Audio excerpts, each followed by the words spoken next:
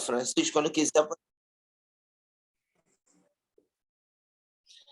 Então, boa tarde, meus amigos do programa Arte Espírita em Foco. Hoje nós estamos aqui com a presença do meu amigo Alessandro Laranjeiras, do Grupo Renascer, que nos atendeu ao nosso pedido, está aqui no feriado, né, Alessandro, fazendo essa participação, tá? Então, Alessandro, muito boa tarde. E a nossa primeira pergunta no caso, é você falar para nós da sua relação com o Grupo Renascer. Há quanto tempo você frequenta a casa? Quais atividades de trabalho que você exerce? Então, qual é a sua relação com a instituição? Em primeiro lugar, eu gostaria de agradecer pelo convite. É uma grande satisfação, é um feriado, é uma oportunidade fantástica, que eu estaria aí assistindo televisão, eu estou aqui participando desse nosso encontro. Bom, o Renascer, a Sociedade Espírita Renascer, eu frequento essa instituição já há um pouco mais de 4 anos, né? Eu já participei de grupos de estudo lá, mas depois da pandemia, da necessidade de isolamento social, né, que nós nos recolhemos bastante, então essas atividades elas foram bastante afetadas, né? E aí agora que está aos poucos as coisas retomando, voltando à sua normalidade, né? Digamos que é o novo normal, como tem sido dito, né? Eu no Renascer eu tenho ajudado principalmente com o departamento de divulgação, né? As palestras públicas online e híbridas, né? Tem auxiliado na organização dos eventos, agendamento das atividades na plataforma online, né? Coisas desse tipo. Eu tenho atuado nessa parte mais de divulgação. Alessandro, falando especificamente, então, da instituição em si, quais as principais atividades da sua casa? Quais as características também do público-alvo? São todos os frequentadores, trabalhadores são da região dos lagos, ou existem pessoas de outras regiões? Quem sabe que ali a região do lago é bem extensa, né? Tem pessoas de outras cidades, Friburgo, ou é todo mundo ali da mesma localidade? É uma excelente questão.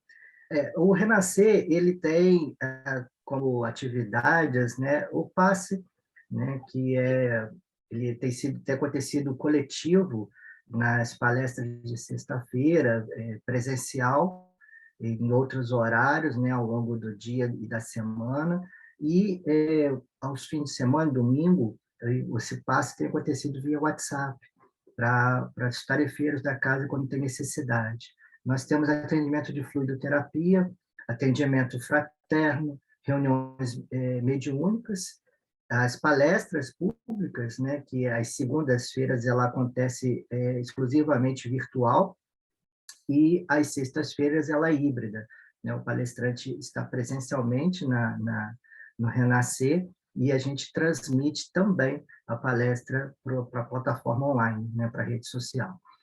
E grupos de estudo, nós estamos com 11 grupos de estudo, né? E aí, nessa retomada das atividades presenciais, os grupos de estudo ainda estão em transição. Nós temos 11 grupos, dos 11, 4 estão acontecendo exclusivamente híbridos, né?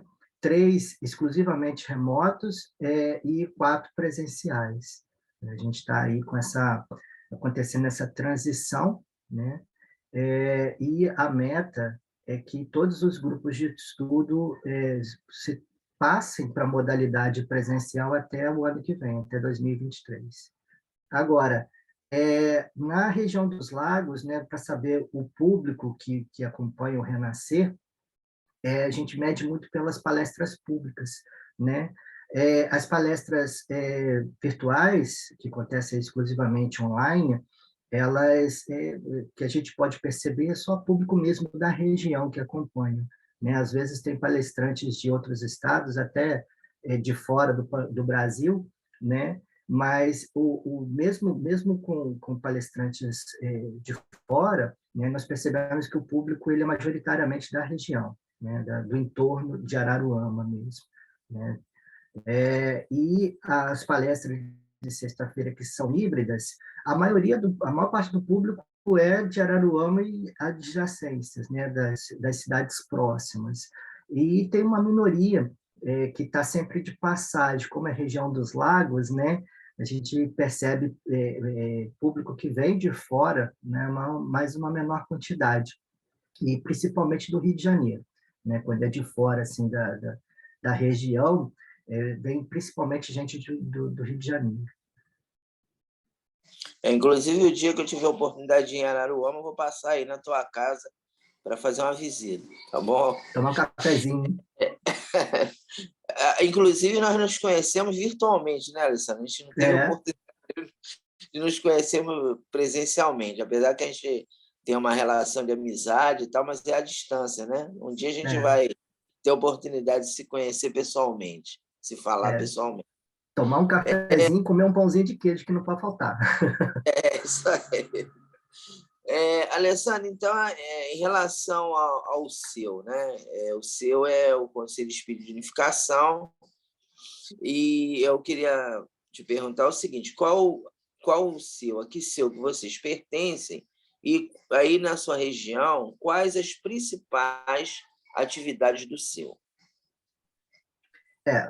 O Renascer, ele está ligado ao 26º seu.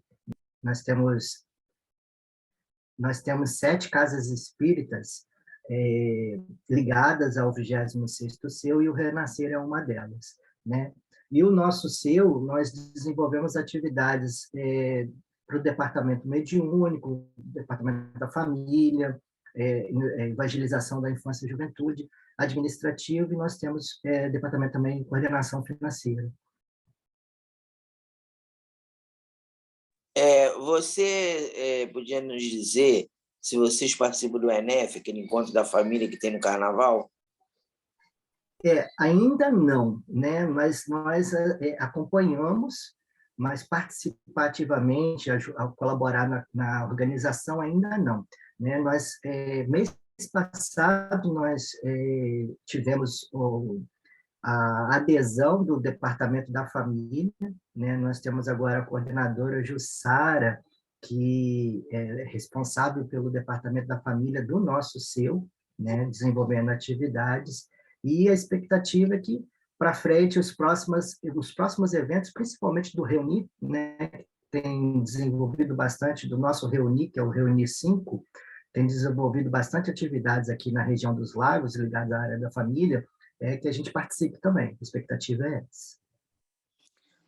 Alessandro, agora, em relação ao nível de participação dos dirigentes das casas espíritas da região dos lagos no seu, você considera que essa participação está satisfatória? As casas estão bem integradas? Como é que está aí a atividade em relação aos dirigentes? Eles estão bem atuantes, estão participando? Existe já uma integração? Fala para a gente como é que está essa situação aí na região dos lagos. Especificamente sobre o 26º seu, ou a região dos lagos como um todo?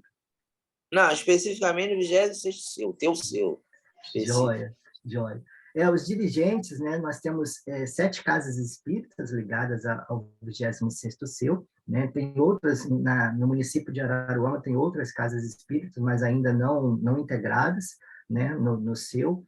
Mas dessas 7 casas espíritas, todas elas, os dirigentes são atuantes, estão sempre presentes. Nós fazemos regularmente reuniões com os dirigentes de planejamento de atividades, né, de andamento de tarefas. Então, eles são bem presentes, os dirigentes são bem presentes.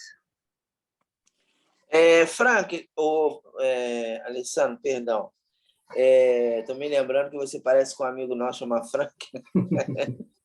Alessandro, e em relação ao movimento espírita brasileiro atual, o que você acha? Como é que está o desenvolvimento do movimento espírita brasileiro? Você acha que nós estamos caminhando bem? O que você teria a nos dizer sobre isso? É uma excelente pergunta essa, porque eu agradeço a Deus a oportunidade de ter acompanhado outras tarefas do movimento espírita no Brasil como um todo, né? Eu já acompanhei reuniões na FEB de Brasília, na Unidade de Brasília, na União Espírita Mineira, né? Já acompanhei um pouquinho do Sul também, de algumas atividades realizadas no Sul, né? E aí o estado atual do movimento espírita brasileiro é principalmente unificação, é a palavra que descreve bem, né, todos esses esforços, é de unificação. Então, as diferentes federativas, elas desenvolvem eventos, principalmente eventos assim de reunião em épocas especiais, né, como no Carnaval, e esses eventos são largamente divulgados entre as outras federativas, né? Nós tivemos agora há pouco, faz pouquíssimo tempo, agora no mês de agosto, nós tivemos uma capacitação, o primeiro módulo de uma capacitação para evangelizadores da família, desenvolvido pelo CERJ, né? E nós tivemos a felicidade de ter participantes, né, público, acompanhando essa capacitação do país inteiro, né? Então, foram inscrições de todas as unidades federativas, e foi uma grande felicidade para a gente. Então, uma palavra que explica bem como está o movimento espírita brasileiro é unificação, é a principal palavra. Mas tem uma outra também que está sendo bastante discutida, um pouco menos, mas ela está acompanhando bem de perto o termo unificação, que é transversalidade, né? A partir do momento que a unificação aproxima as instituições espíritas e as federativas, né, espíritas do país, a transversalidade, que é esse trabalho conjunto entre os diferentes departamentos da Casa Espírita, tem sido bastante discutido, né? Esse termo varia um pouco, né, de um estado para o outro, mas a proposta é sempre a mesma, que haja um diálogo aberto entre os departamentos das Casas Espíritas para que elas também se integrem, que elas também estejam aproximadas, né? E aí a área de família tem sido um ponto de instalação, digamos assim, nas casas espíritas. Outros departamentos desenvolvem a atividade que hoje a área de família é responsável, está sendo colocada como responsável, né? E nessa divulgação para a implantação da área de família nas casas espíritas, a transversalidade tem sido bastante discutida, porque a área de família ela vai perpassar as diferentes outras áreas da casa espírita, né? Para aproximar não só famílias assistidas nos programas sociais, né, das casas espíritas, mas também as famílias dos tarefeiros, né, que precisam muito desse olhar, né, de atenção. E isso que você está falando é importante porque a gente vê como a família hoje está precisando, né, dessa assistência, dessa integração. A gente vê que nós estamos passando por um momento do planeta muito turbulento, né, em que a família está sendo atacada de todos os lados por ideias, às vezes não muito agradáveis, né? Então, a importância do espiritismo, a importância do movimento espírita para esclarecer sobre esse aspecto. Olha, a gente poderia aqui ficar horas e horas conversando, né? Mas a gente tem aí um horário a ser cumprido e a gente faz um vídeo com um horário planejado, né? Para não até não estender além da conta. Então, eu te agradeço muito a sua participação e vou pedir a você para que você faça suas considerações finais. Eu agradeço muito o convite do programa Arte em Foco, que é um espaço bem importante, né, para a gente conhecer como está o movimento espírita, principalmente no nosso Rio de Janeiro, no nosso estado do Rio de Janeiro, né? E é fundamental que a gente possa colocar aqui, né, essas visões diferentes para conhecimento. Eu agradeço muito essa oportunidade. Então, tá bom, meu amigo. Nós teremos outras oportunidades. Se você nos permitir, vamos convidar você novamente para tratar de outros assuntos. Então, uma boa tarde para você. Dá um grande abraço nas pessoas aí da tua casa espírita, nos nossos irmãos, e até uma próxima oportunidade. Aos amigos do programa Arte Espírita em Foco, nós tivemos o nosso companheiro Alessandro Laranjeiras, que nos falou sobre a casa espírita que ele frequenta e sobre o movimento espírita.